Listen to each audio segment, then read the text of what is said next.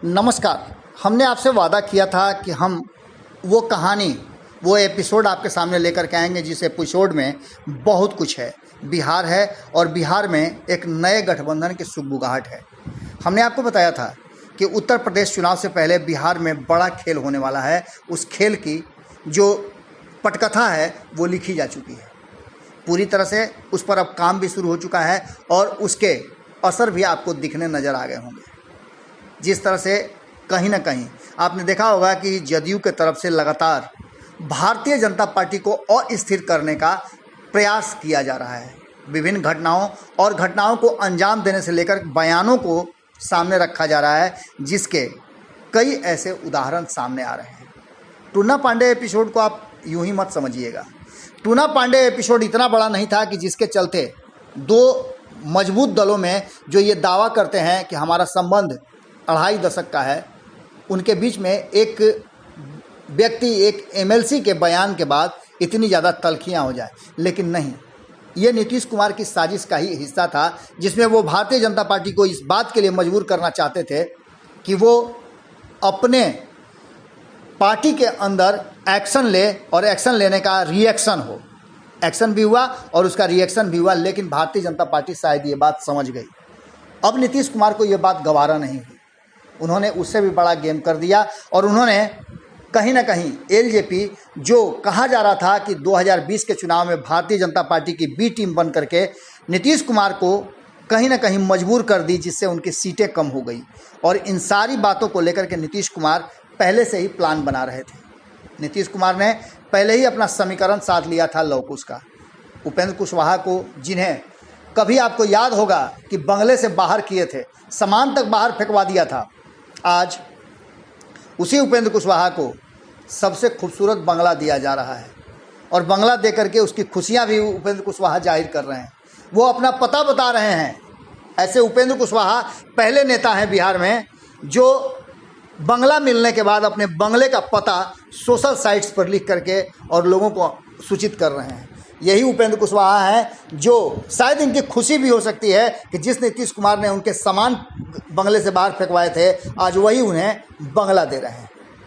खैर, ये तो बातें हुई कि किस तरह से नीतीश कुमार अब आगे की रणनीति बना रहे हैं, जिसमें नए गठजोड़ की तैयारी शुरू हो गई है।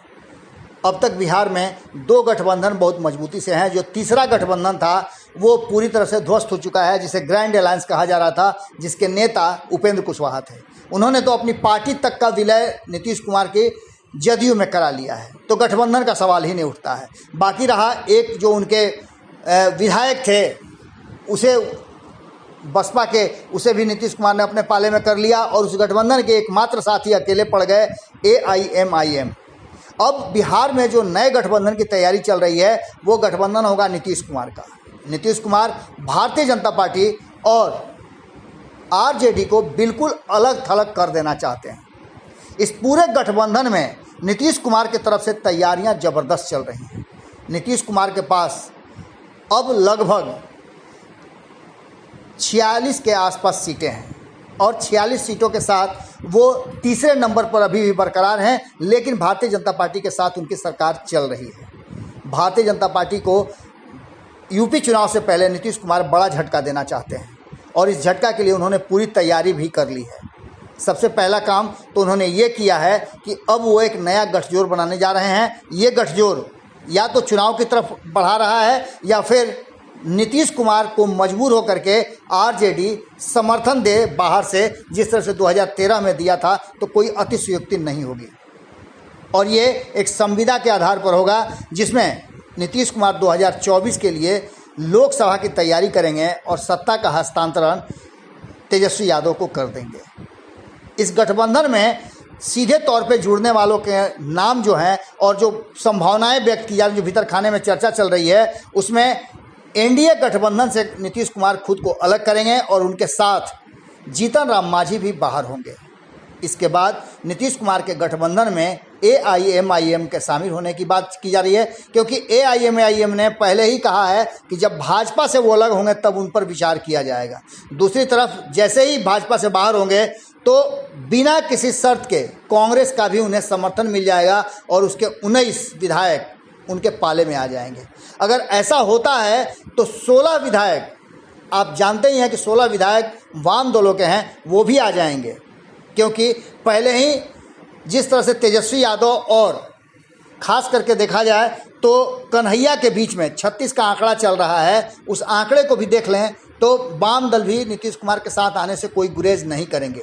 तीसरी तरफ अगर आप देखते हैं तो अब बच जाते हैं एक आरजेडी अलग थलग हो जाएगी, और उसके साथ हो सकता है तो कोई नए दल का गठजोड़ हो, या आरजेडी अकेले दम पे चुनाव लड़ने की तैयारी करे, या फिर नीतीश कुमार को समर्थन देने के लिए मजबूर हो जाए, जैसे 2013 में हुई थी।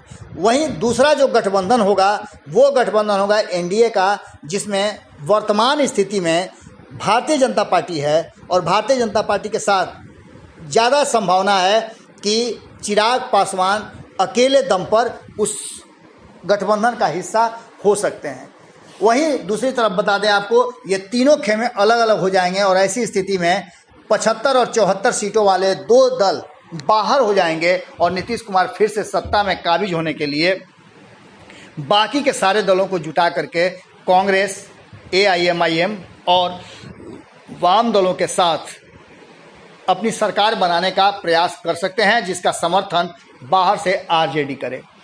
राजनीति में संभावनाएं कभी खत्म नहीं होती, और अगर ये हो जाए तो कोई अतिशयोक्ति नहीं होगी, क्योंकि कहा जा रहा था कि 2005 में जिस तरह से नीतीश कुमार ने आरजेडी के साथ संबंध विच्छेद किए थे, वो 2013 में खुद आगे बढ़ करके लालू प्रसाद ने समर्थन दिया था जब वो एनडीए से बाहर हुए थे। एक बार फिर नीतीश कुमार के एनडीए से बाहर होने और भारतीय जनता पार्टी को औकात में लाने के लिए, क्योंकि उत्तर प्रदेश के चुनाव से पहले सभी चाहते हैं कि भारतीय जनता पार्टी को इतना कमज़ोर कर दिया जाए कि आने वाले 2024 के लोकसभा चुनाव में नरेंद्र मोदी के प्रधानमंत्री बनने की संभावनाएं लगभग छिन्न हो जाएं।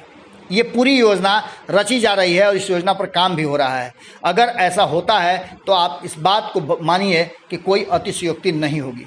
कैसा लगा ये विश्लेषण आप ज़रूर बताइएगा, क्योंकि आखिरकार फैसला तो आप ही का चलता है। नमस्कार। अगर ये वीडियो पसंद आई और वह बिहार के राजनीति और बिहारियत से सरोकार रखेनी तो सब्सक्राइब बटन दबा के चैनल के सब्सक्राइब कर ली। ओजे एगो घंटी बा, ओकरा बटन दबा देला से कुल सटीक और मारक खबर रुआ मुफ्त में मिल जाई। अगर रुआ पत्रकारिता के हमनी के नया प्रयोग में सहयोग कर चाहतानी तो ज्वाइन बटन दबा दी। पेटीएम नंबर नोट कर ली 9386816700। धन्यवाद।